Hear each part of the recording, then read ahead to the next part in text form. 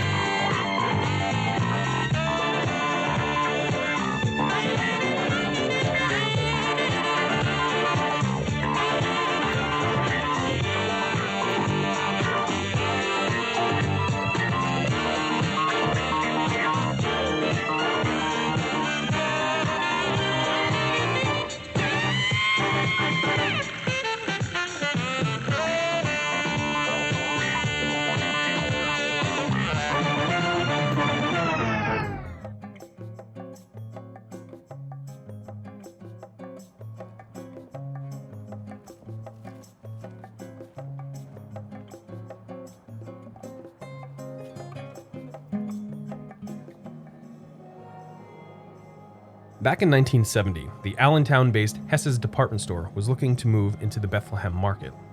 They had chosen this very site, which you're looking at right now, which at the time had only consisted of George's Food Market at the other end of this mall, which was built in 1967, owned by Danny George, along with a few other shops along the strip. Hesss proposed a $2 million store for this location, and the ground was broken on April 9th, 1970.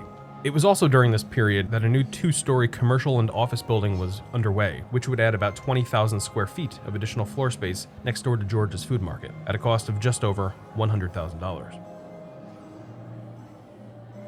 The new office building took about 6 months to complete, and the Hesses would have its grand opening and ribbon cutting on Thursday, March 17th, 1971. But remember, there was no hallway connecting the food market at this time to the Hesses, just a parking lot between the two. But given the early success of the Hesses and the traffic being driven to George's Food Market, plans were submitted by developer Harold S. Campbell on May 13, 1971 to construct an enclosed hallway to connect the newly renamed George's Food Liner and Hesses stores with inline stores for shoppers. The 75-foot enclosed expansion was completed by October 26 of 1972, formally rededicated as the Westgate Mall. This area, opposite the Hesses turned Bonton, was the absolute busiest part of the mall, and I think this is why people come here. This is where that Skyzone trampoline park is, right across from the Westgate Pizza. And I think there was a kid's birthday party or something, so I felt pretty sketchy and tended to aim my camera up, but I felt that it was worth showing how busy that section of the mall was. As you'll hear a little bit later, this was what they wanted to focus on, to bring more traffic to the mall. And I do think it's working. Not necessarily for the other stores, but I think that it's working to at least put people inside the mall. On April 6, 1992, George's Food Liner was sold to King's IGA of Hamburg, Berks County. And then, in June of 1994, Weiss Markets acquired King's Supermarkets, converting the Westgate Mall location into a Weiss. This location is incredibly tiny for a Weiss, and a few locals I spoke with while I was at the mall that day, they were dissatisfied with the layout, and they felt that it was cramped and unusual. And a lot of them tried speaking with the owner in an attempt to expand the store or to move it. More on that a bit later. It was also in the early 90s that the Hess's department store chain was struggling and would ultimately be sold off. Their southern interests were sold to Dillard's and Profits, and the remaining 30 in the north were sold to May Department Stores and the Bon-Ton, of which the Westgate Mall location was included in a 1994 sale. The Hesses was converted over the next few months into the Bon-Ton, serving the Westgate Mall as its new senior anchor, along with the Weiss grocery store. The Westgate Mall in Bethlehem has begun a $5 million makeover that will last about 8 months. The renovations include sprucing up the facade of the 43-year-old mall on Shainersville Road and courting new tenants, including the Skyzone. With the coming of Skyzone, the Westgate Mall will be about 90% occupied. Westgate management, which took over the mall 2 years ago, expects to have more new tenants announced shortly. The owners have already reconfigured space there to allow existing tenants, like Westgate Pizza, to expand.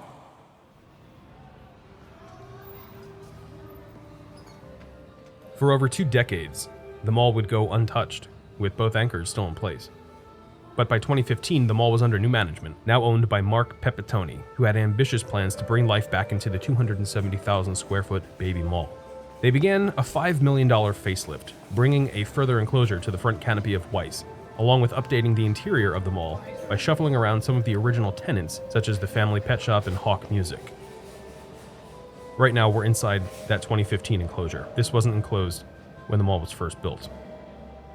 Space was made inside the mall to house the Skyzone trampoline park, in the space where the music shop used to be, in an attempt to bring a younger crowd to the mall with a more experience-oriented offering, which a lot of malls are beginning to do, and it's a great idea to drive traffic, rather than traditional retail anchors. By 2018, I showed up to the space to find it as dead as ever, but the trampoline park was bustling, and the pizza joint right across from it wasn't doing too bad either.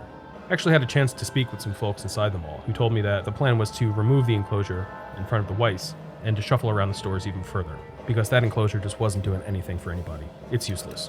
It's absolutely useless. Right now we're inside that super strange office addition that they built back in 1970. I can't tell you how weird it felt to be in here. It was just incredibly unsettling. It really just felt like I didn't belong here, even though this was billed as part of the mall. So if you ever come to this place and it's still here, I would avoid this area. It's just so creepy back here. And that dude came out of nowhere. Spooked me. I know that this is actually part of the mall and their offices, but it just felt like mall guts. And if you've been watching my channel for a while, you know that I'll stop at nothing to spelunk in mall guts if I can. Shortly after my visit, the Bon-Ton announced that they were filing for Chapter 11 bankruptcy, and by April 17th of 2018, they had devolved into a Chapter 7, therefore liquidating all Bon-Ton stores.